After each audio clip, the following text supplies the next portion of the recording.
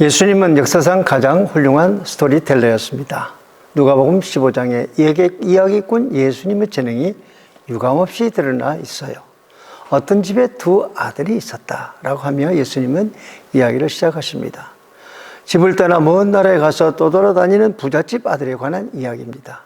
이 아들은 먼 나라에 가서 나쁜 무리들과 어울려 다녔어요. 아버지로부터 받은 유산을 가지고 밤낮 흠청거리며 즐거움을 찾아 나날을 보냈습니다. 오래전에 가진 유산을 다 탕진해버렸고 형편이 괜찮을 때 찾아주던 친구들조차도 그를 버렸습니다. 그리하여 그는 돼지를 치며 돼지 우리에서 돼지와 함께 지내는 처지가 되었습니다. 그러던 어느 날 그는 온전한 정신으로 돌아왔고 집으로 돌아가려고 결심했어요. 아무도 눈치챌 수 없게 살짝 숨어 들어가서 아버지에게 품팔이 종으로 써달라고 청하리라고 생각했습니다. 그런 쪽이 차라리 외국 땅에서 돼지나 치는 것보다 나을 것 같았기 때문입니다.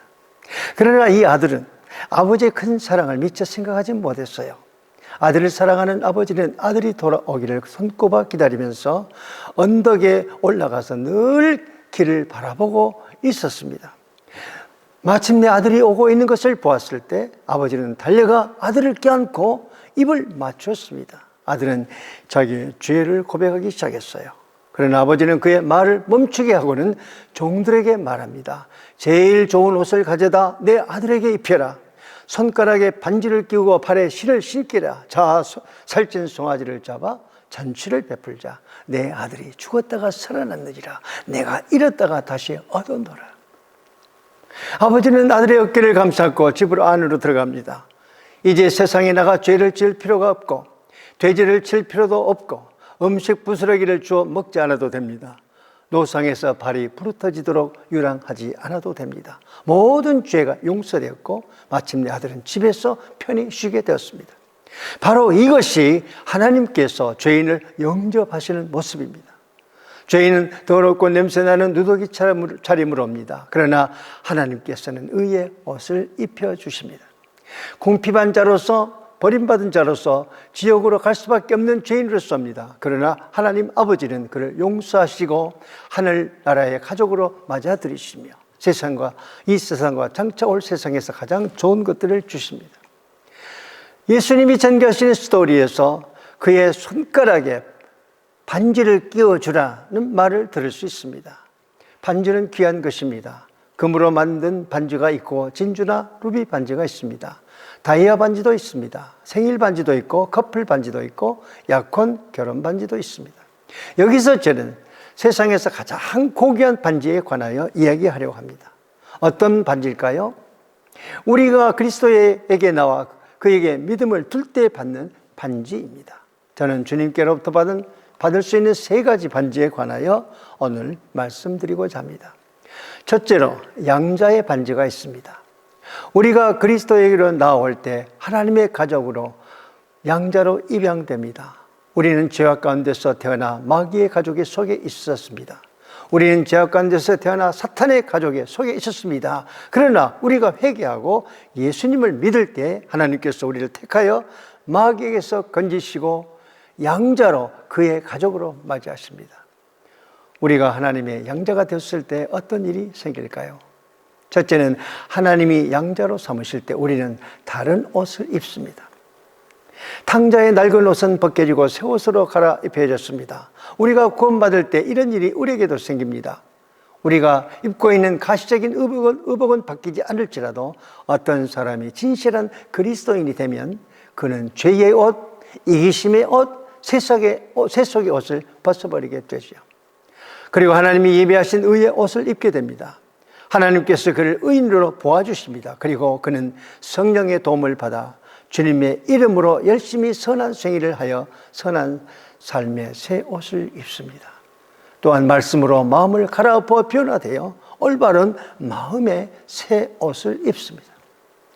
여기서 의의 옷은 하나님께서 우리의 믿음을 보시고 입혀주시지만 생활의 새 옷, 올바른 마음의 새 옷은 우리가 스스로 애써 노력해야 될 부분입니다. 물론 여기에서도 성령의 도움을 받아야 되죠. 그리스도인이라면 마땅히 세상의 온갖 의복들을 다 벗어버리고 성령의 아름다운 옷으로 갈아입어야 합니다. 여러분은 예수님을 믿어 예수님이 주신 옷을 이미 입고 있어요.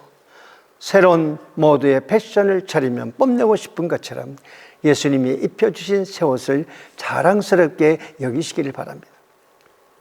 둘째로, 하나님께서 양자로 삼으실 때 우리는 다른 혈통을 갖게 됩니다. 어떤 부부가 다른 사람의 자식을 양자로 삼을 때 그 아이는 다른 사람을 아버지로, 어머니로 맞이하죠. 성경은 죄인의 아버지를 마귀라고 말합니다. 여러분이 예수님께 나오기 전까지는 마귀의 가족의 속에 있었습니다. 마귀에게 끌려다니며 죄 속에서 살다가 마귀에게 예비한 지옥으로 가게 됩니다.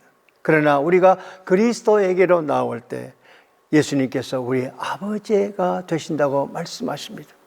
요한복음 1장 12절에 영접하는 자, 곧 그 이름을 믿는 자들에게는 하나님의 자녀가 되는 권세를 주셨으니, 지체 높은 집안의 아들이 된다든가 또 유명하거나 부유한 사람의 아들이 된다는 것은 대단히 좋은 일입니다. 왕을 아버지로 하여 태어난 자식은 얼마나 큰 행운이겠어요? 그보다 더 엄청난 이름, 하나님께서 나를 그의 가문의 양자로 받아주셨다는 사실입니다. 그래서 우리는 하나님을 나의 아버지라고 부를 수 있게 되었습니다. 제가 1980년대에 내가 어둠을 비치리라, I will create darkness라는 책을 출판한 적이 있습니다. 김영준이라는 어린 소녀가 3살 때 6.25 전쟁이 일어나 부모와 피난길을 올랐다가 비행기에서 떨어뜨린 폭탄의 파편을 맞아 두 눈을 실명한 채 피를 흘리며 길에 쓰러졌습니다.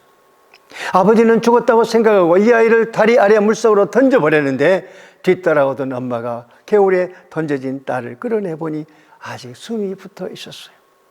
어머니가 대전까지 데리고 내려갔다가 죽을 것 같다가 미군 부대 야잔병원 앞에 버렸습니다. 이 여자아이가 10살 때 미국의 윅스 가문에 입양되었습니다. 윅스 가문은 빌리 그레이엄과 친한 경건한 가정이었어요. 새로운 가정에 입양되어 김 윅스라는 이름을 얻고 가족들의 사랑을 듬뿍 받으며 행복하게 살게 되었습니다. 경건한 그리스도인 윅스 가정은 맹인 소녀를 친딸로 여기고 그의 재능대로 좋은 교육을 받게 해 주었습니다. 그는 인디아나 주립대학을 졸업하고 박사학위를 받았습니다. 그리고 풀브라이트 장학생이 되어 오스트리아 비엔나에 유학하여 세계적인 가수가 되었습니다. 그녀는 빌리 그레이엄 전도단과 합류하고 간증자로서 복음가수로서 활동을 했습니다. 1981년 11월에 한국 정부의 초청을 받아 세종문화회관에서 자선음악회를 열었습니다. 그녀는 그 크신 하나님의 사랑, 찬송을 부르고 나서 이런 말을 했습니다. 내 부모는 나를 버렸어도 하나님은 나를 버리지 않으셨습니다. 미국의 믿음 좋은 부모님을 만나게 해주셔서 하나님이 주신 재능을 키워 복음송 가수가 되게 하셨습니다. 나는 나를 버린 내 부모님을 원망하지 않습니다. 하나님은 나를 버리지 않고 더 좋은 부모를 만나게 해주셨기 때문입니다. 그녀는 빌리 그레이엄 전도단과 함께 복음 사역을 하면서 노래하고 간증합니다. 비참한 맹인 고아 소녀가 미국의 경건한 그리스도인 가정에 입양되고 동시에 하나님의 딸로 입양되어 그 크신 하나님의 사랑 말로 다 형용 못하네 라고 찬송하며 간증합니다. 70살이 된 오늘날까지 선교사가 되어 주님의 복음의 사역을 계속 진행하고 있습니다. 세 번째로, 하나님께서 양자로 삼으실 때 우리는 하나님의 유업을 이을 자가 됩니다. 예수 믿기 전에 우리의 신분은 종이었어요. 누구를 따르는 종이었을까요? 에베소 2장 2절에 그때 너희가 그 가운데서 행하여 이 세상 풍속을 쫓고 공중의 권세 잡은 자를 따랐으니 곧 지금 불순종의 아들들 가운데서 역사하는 영이라. 우리가 주님을 만나기 전에는 우리는 공중의 권세 잡은 사탄을 따라다니는 종이었어요. 우리가 그때 어떤 일을 했던 사람입니까? 에베소 2장 3절에 전에는 우리도 다 그 가운데서 우리의 육체의 욕심을 따라 지내며 육체와 마음이 원하는 것을 하여 다른 이들과 같이 본질상 진노의 자녀였더니, 우리는 육체의 욕심을 따라 산 자들이었어요. 진노의 자녀들이었어요. 전에 우리는 종의 신분이었어요. 죄와 사망의 종이었어요. 그런데 예수님의 종이 예수님이 종의 신분 우리를 속량하셨어요. 속량이란 노예를 살 때 노예의 몸값을 지불하는 것입니다. 우리를 죄의 종, 사망의 종이 된 데서 자유하도록 예수님께서 피 흘려 십자가에서 죽으신 것입니다. 종이란 주인이 시킨 대로 하는 사람이에요. 우리는 과거에 하나님의 곁을 떠나 사탄의 종이 되어 세상의 영광과 욕심을 따라 살며 하나님을 떠나 죄를 범하며 살았습니다. 그런데 예수님이 속량하신 후에 우리는 어떻게 됐습니까? 신분의 변화가 일어났어요. 노예에서 자유인이 됐어요. 종에서 아들의 신분을 얻게 되었어요.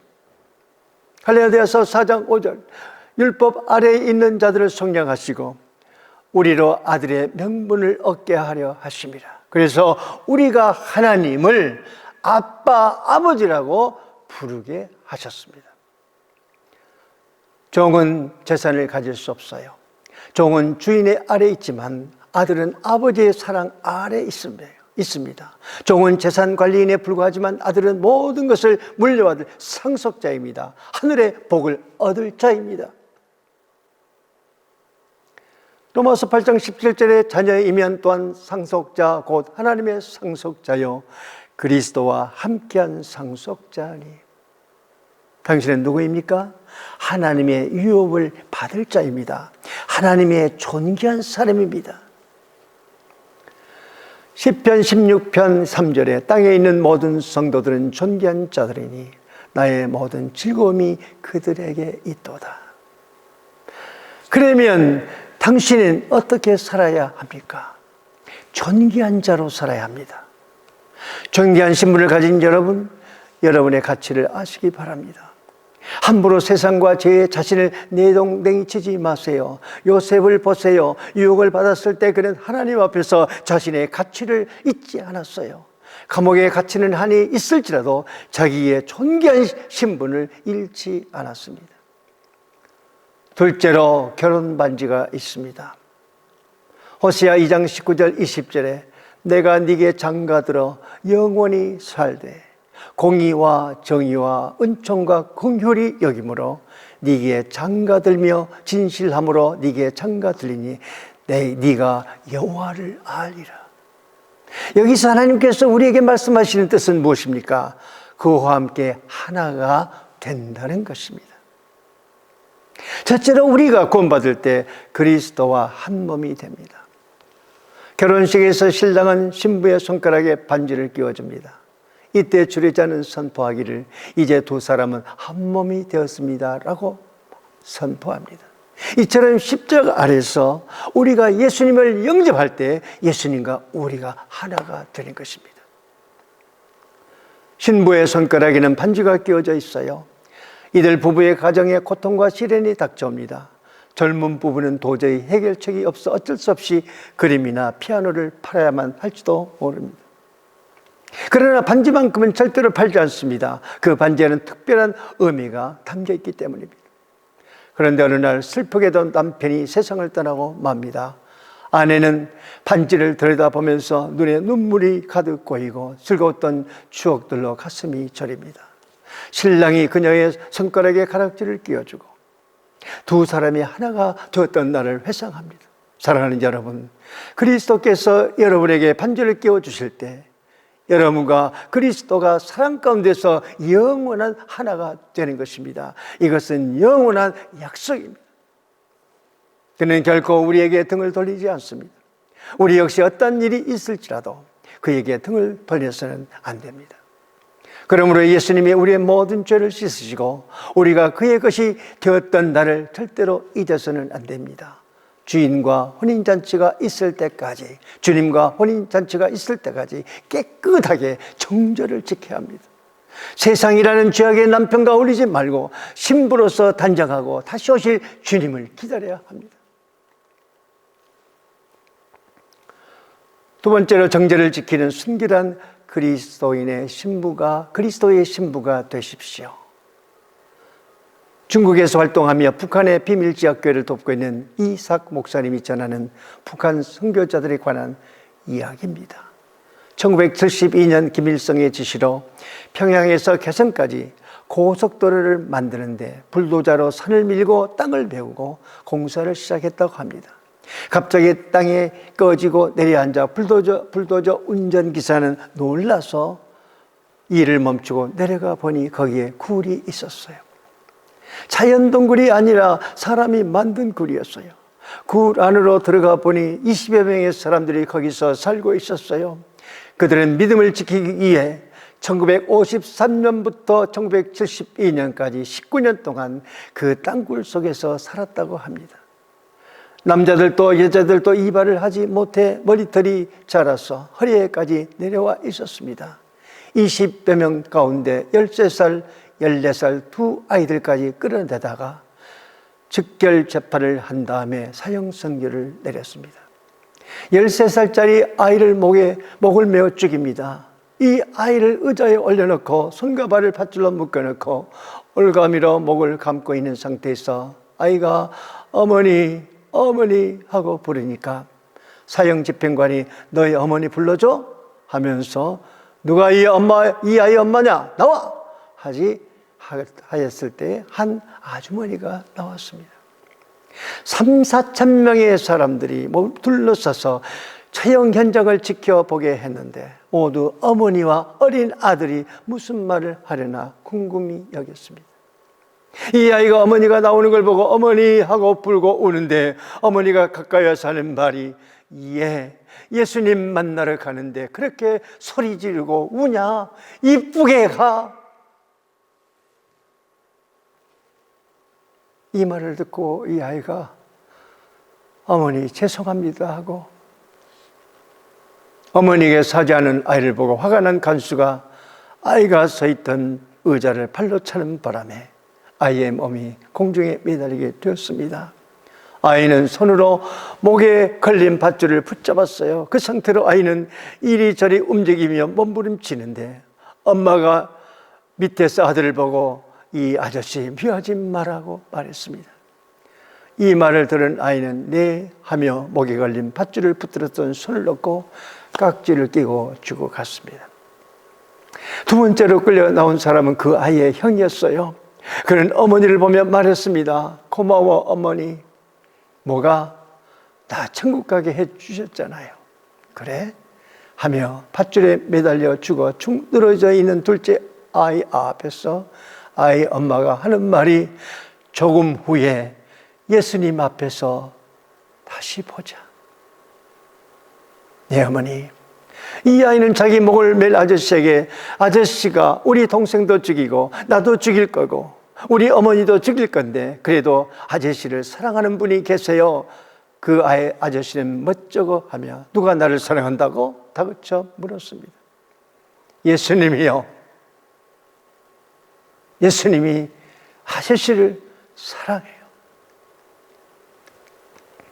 세 번째 끌려 나온 사람은 그 그룹의 지도자 김태영 목사님이셨습니다. 팔과 벗겨지고 땅바닥에 엎드려 누우라고 하고 손을 펴라고 했습니다. 그때 아스팔트를 깔 때 사용하는 전기 롤러가 다가오더니 그 목사님의 몸을 발끝부터 시작하여 바스러뜨려 죽이는데 숨이 붙어 있는 동안 목사님의 입에서 나오는 찬송가는 내 구주 예수를 더욱 사랑 엎드려 하는 말 들으소서. 내 진정 소원이 내 구주 예수를 더욱 사랑 더욱 사랑.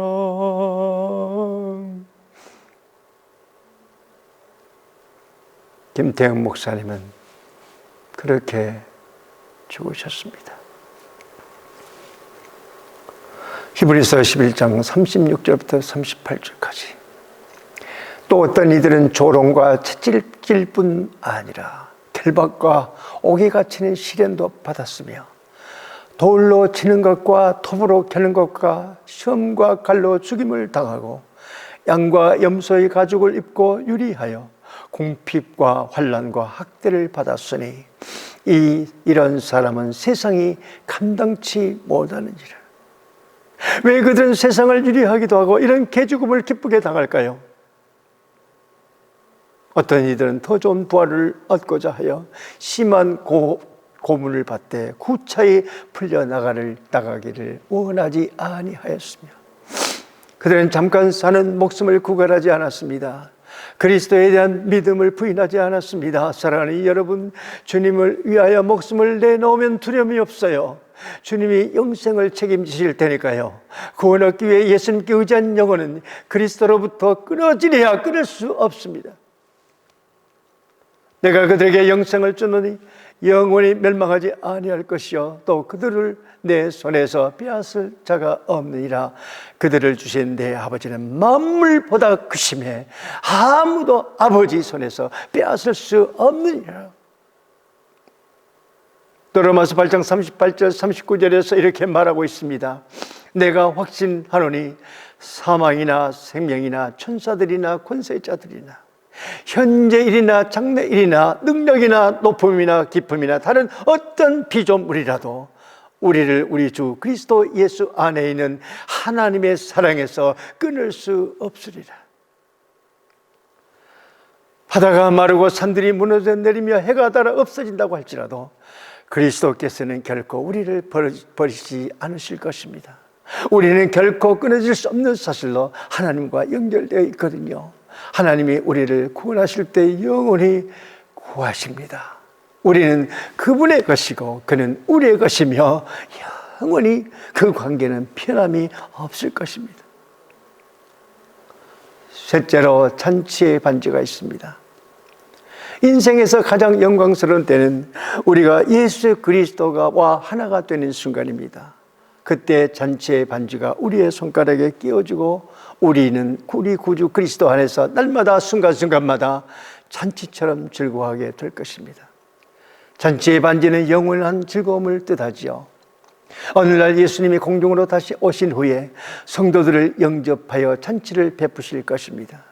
잔치 분위기는 축복과 기쁨으로 넘쳐 흐를 것이며 모든 슬픔과 고통과 죽음이 영원히 사라질 것입니다. 우리는 예수님과 함께 영원토록 살게 될 것을 알고 마귀가 다시는 우리를 건드리지 못할 것도 잘 압니다. 천국에서의 잔치는 정말 놀랍고 굉장한 날이 될 것입니다. 사랑하는 여러분, 세상을 살면서 너무 소유에 집착하지 마세요. 당신의 생명과 당신에 속한 모든 것을 주님의 소유로 넘겨드리십시오. 무엇이 그렇게도 아깝습니까? 만일 당신이 주님의 소유가 되지 않는다면 지옥의 공포와 하나님의 진노가 당신을 기다릴 것입니다. 당신은 어찌하시렵니까?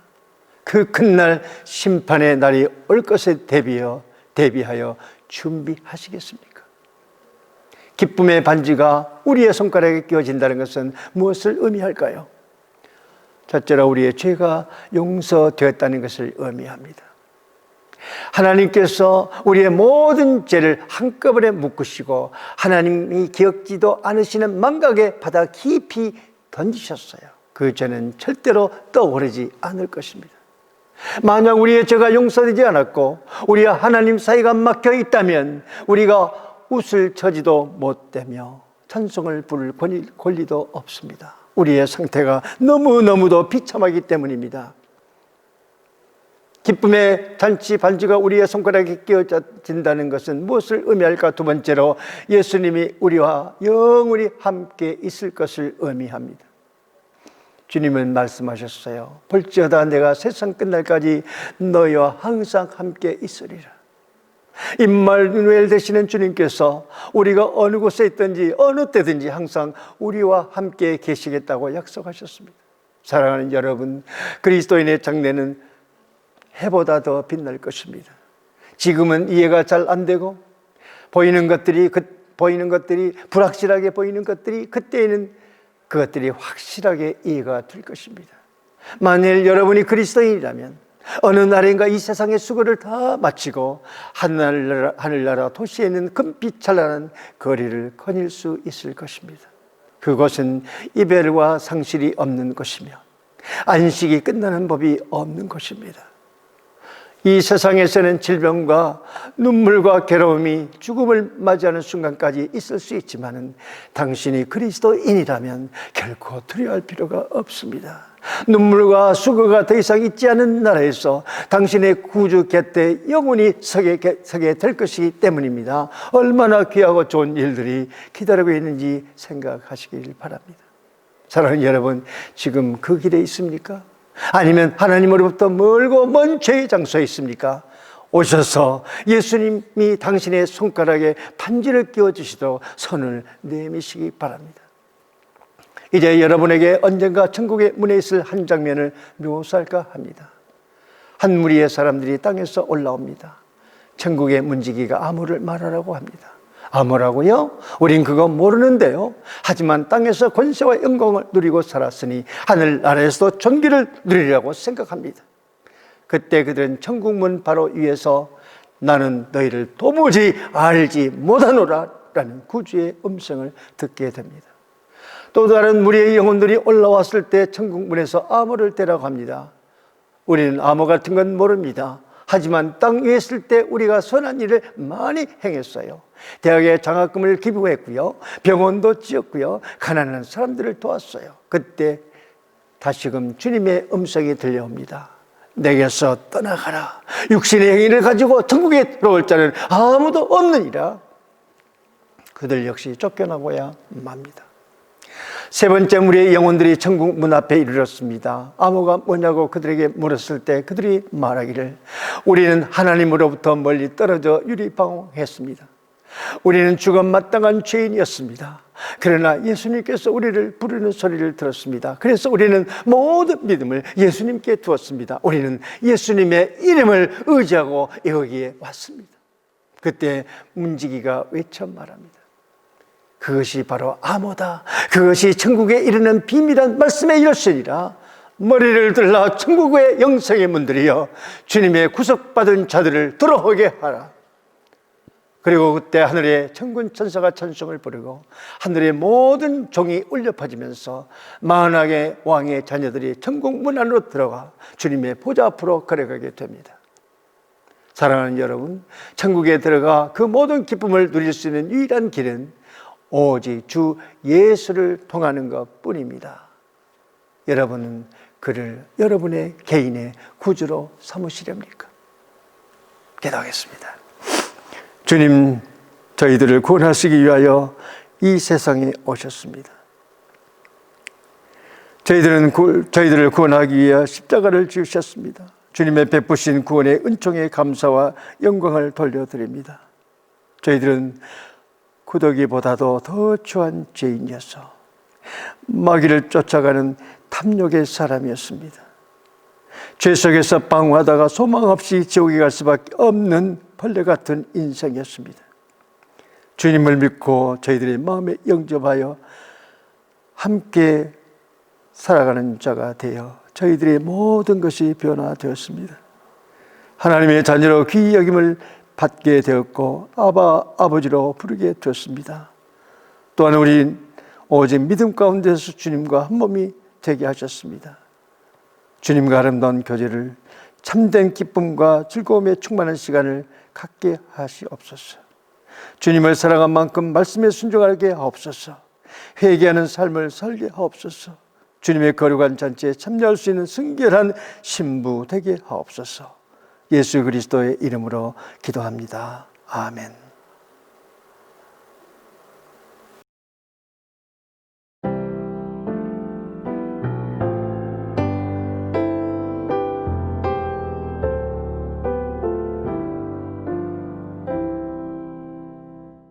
Last night I lay sleeping, there came a dream so fair.